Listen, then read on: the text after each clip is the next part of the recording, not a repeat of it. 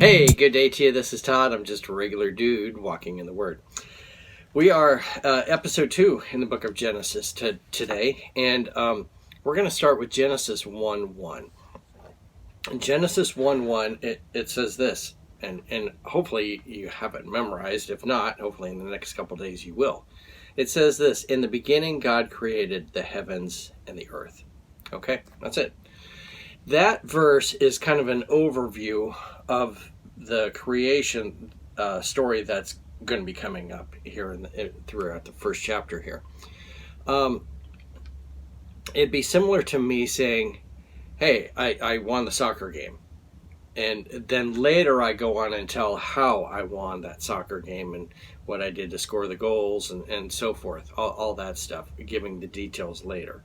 But this is just, the brief overview there.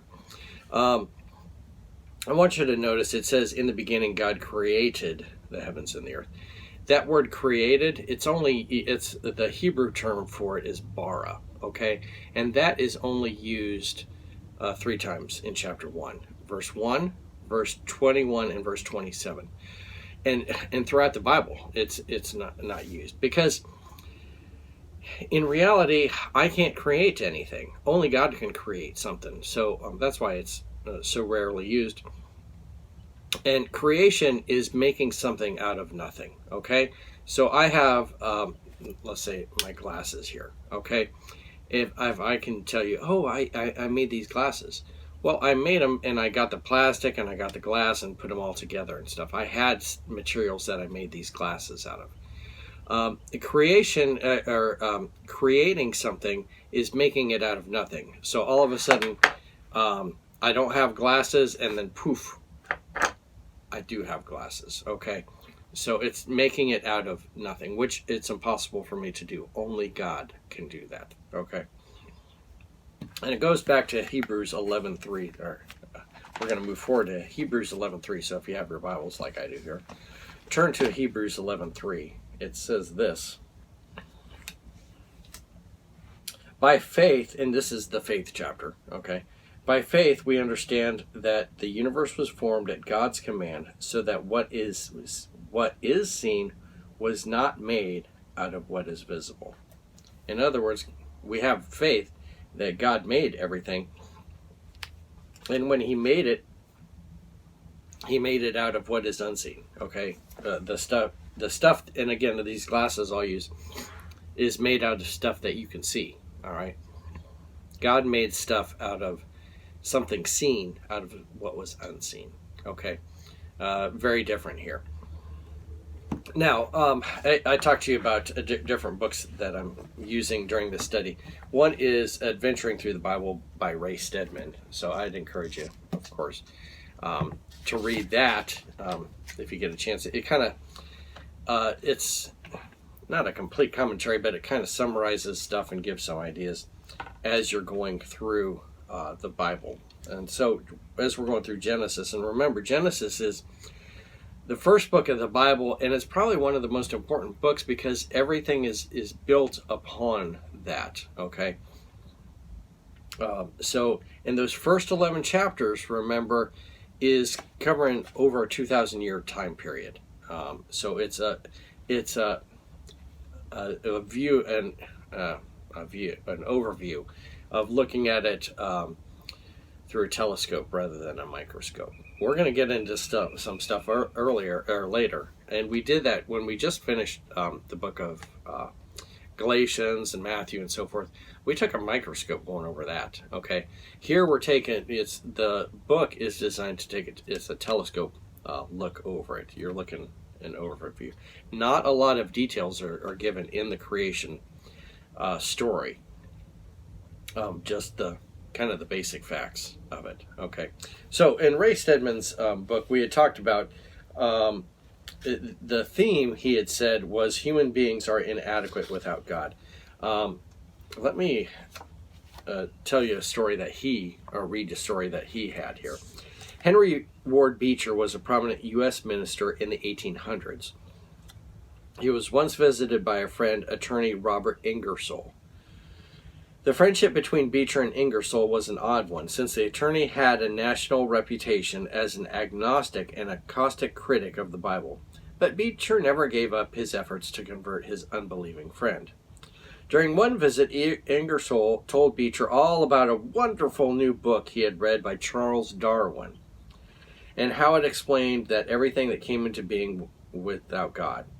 "Well, where did human beings come from, according to your Mr. Darwin?" asked Beecher. "From apes," Ingersoll announced smugly. "Ah," said Beecher, "and the apes came from lower animals," Ingersoll replied. "And the lower animals arose from lower forms, and on to get all the way down to the chain of life, to the one-celled creature, the first formed in the sea." "And where did those seas come from?" asked Beecher. "And the world itself, and the sun, and the moon, and the stars." Ingersoll spread his hands. "They just happened. We don't need some mythical deity to explain such things." Later that evening, Beecher took Ingersoll into the library to show him some new books he had just purchased. Ingersoll's attention was immediately captured by a unique globe on Beecher's desk that depicted the stars and the constellations of the night sky. Ingersoll examined the globe closely, trying to find the manufacturer's name so he could buy one for himself. "This is a wonderful globe," he said. "Who made it?" "Why, nobody made it," said Beecher, grinning ever so slightly. "It just happened." Okay.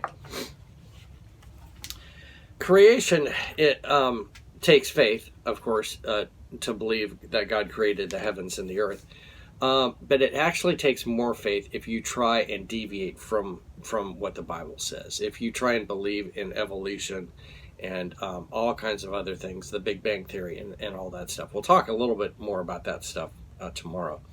But one point I want to bring out of one reason, and this is just one, okay, just one, that like it said here in this one book that Darwin has said, and Darwin was one guy that came up with this theory, and now we've taken it as like it's the gospel, which it isn't. It's a lie. But Darwin is saying we evolved from all these creatures. So, for example, we evolved from apes, okay? The problem with that theory is you don't have any halfway between the apes and the man that you can see today, all right? So if all these creatures are evolving from on and on and on, there should be like gradual steps all the way that you can see today. Like the one ape, he's evolving into Billy Bob, all right?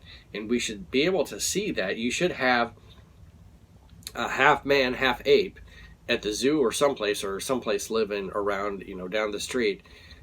There's Johnny, and he's still, mostly ape, but he's getting to be a man, all that stuff. There's no halfway stuff that you should have when you're following evolution and Darwinism. So that's just one problem with evolution. All right. So yeah, that's for today. Just Genesis 1:1. God created the heavens and the earth. All right. Thanks for watching. I'm just a regular dude walking in the Word, and I look forward to seeing you tomorrow as we continue our journey through the book of Genesis. Lord's blessing. I'll see you then.